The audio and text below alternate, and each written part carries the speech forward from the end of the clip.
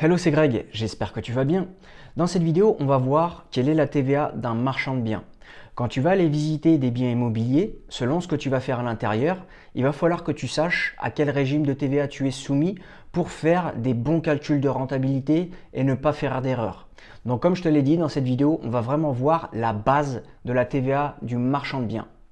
Alors pour commencer, il va falloir que tu analyses quelque chose qui est très important. Et selon ce que tu vas analyser, eh bien ta TVA, elle peut varier. Donc en fait, il va falloir que tu analyses le type de situation dans laquelle tu es. C'est-à-dire que à qui est-ce que tu achètes et à qui est-ce que tu vends. Et des situations, il y en a 4 différentes. La première situation, c'est quand tu vas acheter un bien immobilier à une personne qui n'est pas assujettie à la TVA, qui n'est pas soumise à la TVA. En général, ça va être un particulier. Et tu revends ce bien immobilier, toujours pareil, à une personne qui n'est pas assujettie à la TVA. Toujours pareil, en général, c'est un particulier.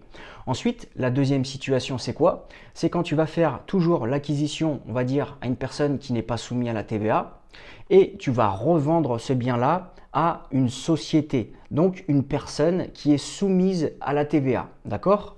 La troisième situation, ça va être quoi? Ça va être quand tu fais l'acquisition auprès d'une personne qui est soumise à la TVA, donc par exemple une société, et tu revends à un particulier, donc une personne qui n'est pas soumise à la TVA. D'accord? La quatrième situation, qu'est-ce que c'est? C'est tout simplement quand tu achètes à une personne qui est soumise à la TVA, donc on va dire société, et tu revends à une personne qui est soumise à la TVA, société. Ok? Donc ça, c'est 4 situations différentes et selon ces situations, eh bien ton régime de TVA, il peut varier. Donc en fait, il va falloir analyser une seconde chose avant de savoir à quel régime tu es soumis. Il va falloir voir en fait dans une situation, prenons par exemple la première, quand tu fais l'acquisition auprès d'un particulier sans TVA et tu revends à un particulier sans TVA, quel est le type de bien que tu achètes? Est-ce que par exemple c'est un terrain non constructible? Est-ce que c'est un terrain à bâtir constructible? Est-ce que c'est un immeuble ancien plus de 5 ans? Ou est-ce que c'est un immeuble neuf moins de 5 ans considéré vraiment comme neuf? Ok? Déjà ça, il va falloir que tu l'analyses. Ensuite, quand tu vas avoir analysé ça, que tu sais à qui tu achètes, à qui tu revends et quel type de bien, il va falloir que tu regardes concrètement eh bien, à quels critères est soumis ce bien et à quel régime est soumis cette TVA. Donc quand je te dis ça, c'est très simple. Là, en fait, je vais te citer les trois, on va dire les trois régimes de TVA qu'il existe. À la base, on va dire il y en a deux, mais tu peux avoir une petite option. C'est-à-dire que le premier régime de TVA, c'est tout simplement quand il n'y a pas de TVA. Le deuxième régime, c'est quand tu as une TVA sur le prix total, d'accord? Et le troisième régime, c'est de temps en temps, tu peux choisir une option d'être soumis soit à une TVA sur marge, soit à une TVA sur le total, comme je t'ai dit juste avant. Ok? Et ça, en fait, c'est une petite option. C'est pas tout le temps. Tu peux le prendre selon certaines conditions et je vais te l'expliquer juste après. Donc, en fait, on va dire quels sont les types de biens immobiliers qui ne sont pas soumis à la TVA. On va commencer par ça. Déjà, le premier bien, je vais te dire, c'est très simple, c'est tout ce qui est terrain non constructible égale pas de TVA. Ensuite, tu vas avoir par exemple l'immeuble ancien plus de 5 ans égale pas de TVA. Ok? Et si par exemple tu fais, on va dire, des petits travaux, une petite rénovation, tu ne basculeras pas sur la TVA du prix total et tu resteras toujours sur pas de TVA. Ok? Ensuite, il y a des petites spécificités. Prenons l'exemple de l'immeuble ancien plus de 5 ans. Dans certaines conditions, tu peux prendre l'option, par exemple, soit de la TVA sur marge, soit de la TVA sur le total. Alors, dans quelles conditions on peut prendre cette option-là? Déjà d'une, il faut que tu sois un assujetti à la TVA. Donc, en général, si tu es une société, pas de souci. Et il faut qu'en fait, à l'acquisition, tu n'aies pas ouvert un droit de déduction à la TVA.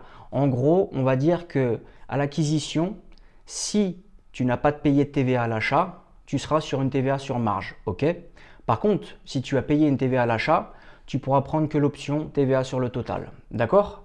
Donc là, tu vois un petit peu les diverses options qu'il y a. Ensuite, je vais te donner un exemple, on va dire plus ou moins concret. Imaginons par exemple, tu fais, on va dire, une rénovation dans un immeuble plus de 5 ans. D'accord? Et le truc, c'est que cette rénovation-là, c'est pas une rénovation qui va te faire basculer sur le TVA sur le total, mais c'est quand même une rénovation qui est assez conséquente. D'accord? Et le truc, c'est que quand tu es soumis soit une TVA sur marge ou soit une TVA sur le total, tu peux récupérer la TVA des travaux. Donc ça, en fait, ça peut être intéressant. Pourquoi je te dis ça? Parce que imaginons que, on va dire, la TVA des travaux est supérieure à la TVA sur marge, bah, ça peut être intéressant que tu prennes cette option-là. D'accord? Donc ça, je te dis, c'est vraiment dans des cas, on va dire, assez particuliers, mais la plupart du temps, en général, c'est mieux de ne pas être soumis à la TVA.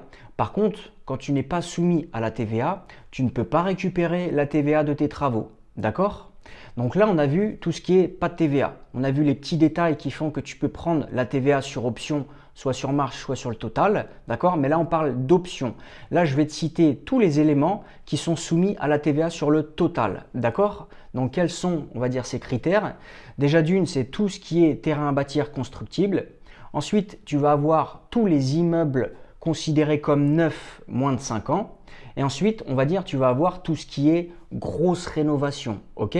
Alors, dans la grosse rénovation, on va dire, il y a 4 conditions différentes pour que tu bascules, on va dire, de pas de TVA à une TVA sur le total parce que tu as fait une grosse rénovation.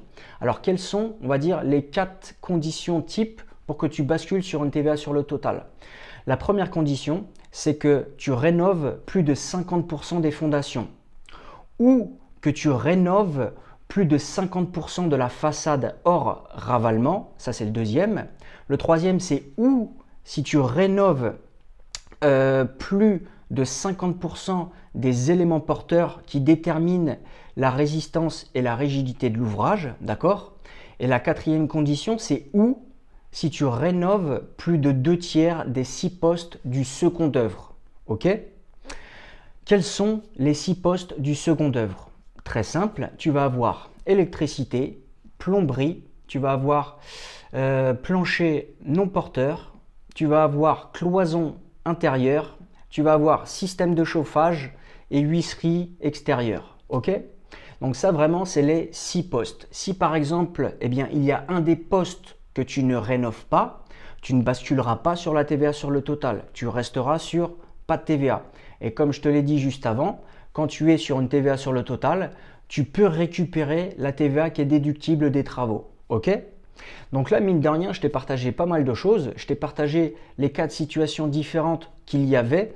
Alors bien sûr, je ne vais pas rentrer non plus dans tous les détails parce que dans chaque situation, on pourrait analyser par rapport à chaque bien qui est acquis, ok?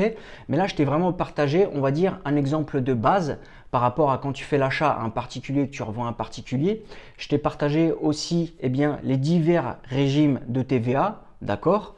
Je t'ai expliqué aussi dans quelles conditions, quand tu fais des gros travaux, tu bascules à pas de TVA et à une TVA, on va dire, sur le total. Et là, pour finir, je vais te donner, on va dire, une petite astuce. On va prendre un exemple concret. Imaginons, tu fais l'acquisition d'une maison avec un grand terrain, ok? Et toi, qu'est-ce que tu veux faire? Tu veux le diviser en 2 lots. C'est-à-dire que tu veux revendre la maison avec une petite bout de parcelle et à côté de ça, tu veux revendre l'autre parcelle de terrain à bâtir, ok? Et il y a une petite, on va dire, il y a une petite astuce qui fait que à la base, tu peux passer en TVA sur le total d'une TVA sur marge. Et ça, mine de rien, ça peut être plus intéressant.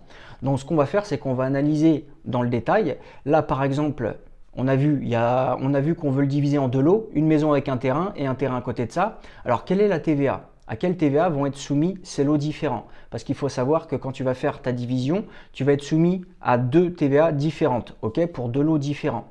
Donc, le premier lot, c'est quoi? C'est la maison avec le petit bout de terrain. Donc déjà, ce qu'il faut savoir, c'est qu'est-ce que tu fais avec cette maison? Est-ce que tu fais pas de travaux? Est-ce que juste tu fais des petits travaux? Ou est-ce que tu fais une énorme rénovation qui vont te faire basculer sur une TVA sur le total? Donc comme on a vu, si tu fais pas de travaux ou petite rénovation égale pas de TVA, et si tu fais vraiment une grosse rénovation, peut-être que ça peut te faire basculer sur une TVA sur le total. Mais partons du principe où tu fais pas de travaux ou petite rénovation, donc là, sur la maison et la petite parcelle, pas de TVA, ok? Ensuite, on a le terrain à bâtir. On a vu terrain à bâtir égale TVA sur le total. Mais il y a une petite astuce, comme je t'ai dit, qui fait que tu peux basculer sur une TVA sur marge. Comment tu peux faire? C'est très simple. Il faut qu'en fait, tu fasses la division, d'accord, avant que tu signes l'acte définitif chez le notaire. Donc concrètement, quand tu vas signer ton compromis, eh bien il faut que tu t'arranges pour faire cette division-là avec le vendeur, on va dire. D'accord? Et si vraiment tu arrives à faire la division avant de signer l'acte définitif, eh bien le terrain à bâtir, au lieu qu'il soit en TVA sur le total, il basculera en TVA sur marge. Ok? Donc voilà pour cette vidéo. Je t'ai partagé vraiment les bases de la TVA que tu dois connaître. Ça, c'est vraiment le minimum à savoir pour, comme je te l'ai dit par la suite, quand tu vas faire tes visites, faire tes petits calculs de renta, bah, au moins tu sauras à quel régime de TVA tu es soumis, d'accord? Plus ou moins, ça te donnera des bases. Comme ça, tu ne te tromperas pas dans tes calculs de rentabilité. N'hésite pas à t'abonner à la chaîne pour être tenu au courant des nouvelles vidéos. Et si vraiment tu as envie que je rentre un petit peu plus dans le détail de la TVA, n'hésite pas à mettre un petit like à la vidéo. Comme ça, si je vois qu'il y a pas mal de personnes qui sont intéressées, je te ferai une suite sur cette vidéo. Ok? Moi, je te dis à bientôt. Ciao, ciao!